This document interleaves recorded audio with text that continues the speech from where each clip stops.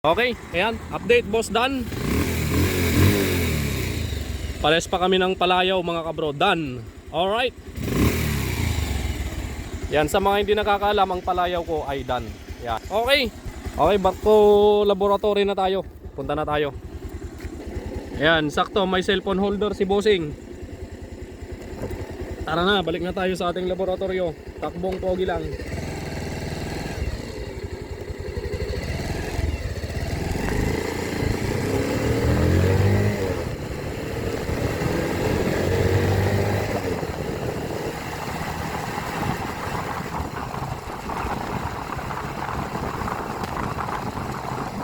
Napaka-smooth pa lang patakbuhin tong Rouser 180. Suwabing suwabe.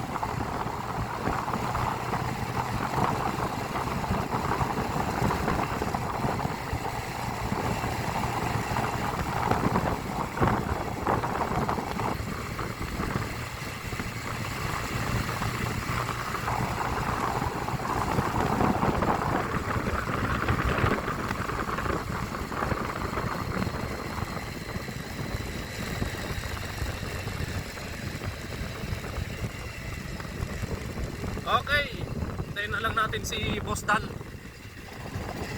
Sana mapanood na niya to.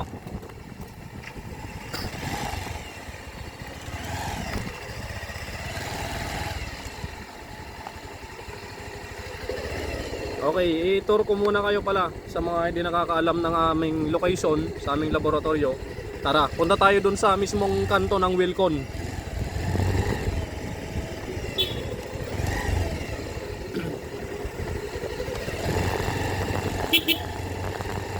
Alright.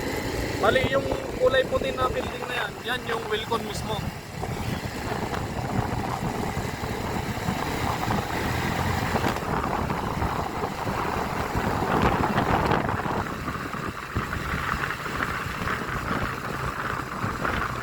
Okay, yung akasya na yan, yan na mismo yung kanto.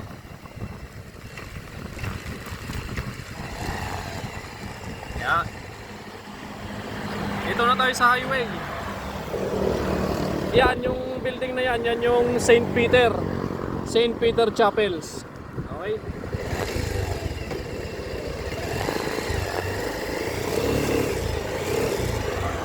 And then Wilcon Debat Paniki.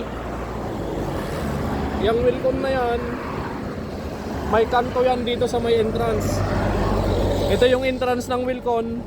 Yung katabi ng entrance may kanto papasok. Liko tayo. Ayan, ito yung kanto papasok. Ayan.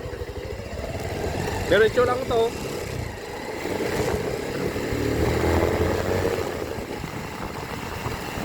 Yung Wilcon, yung bandang kaliwa natin.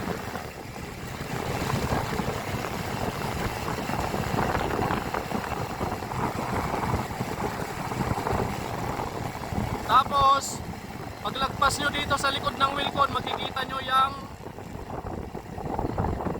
show repair. Yan, shoes repair mga kabro. Paglagpas nyo dyan ng konti, ayan, makikita nyo yung dalawang posting magkatabi. Dito sa kaliwa, papasok lang tayo dito. Then may plaza na walang ring. Dating basketball court to na wala ng ring. Diretso lang tayo dito, makikita nyo yung signage natin dyan, Dungeon Blade Motorcycle Repair Shop, aka Cabro Mechanic. Diretso lang tayo dyan. Yan, diretso tayo sa may silong ng mangga. Yun o, nandito na tayo. Yan ang aming laboratorio. Shoutout kay Cabro from Maungib. Oh.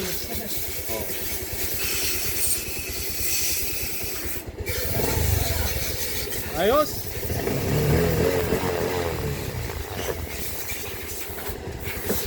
Ayun yung mga kabro natin, busy. Sila boss ayun, nagpupul. Oh, nagpupul sila bossing. Ha? Okay. Okay, Boss Dan, pwede mo nang kunin tong Rouser mo. Tapos na.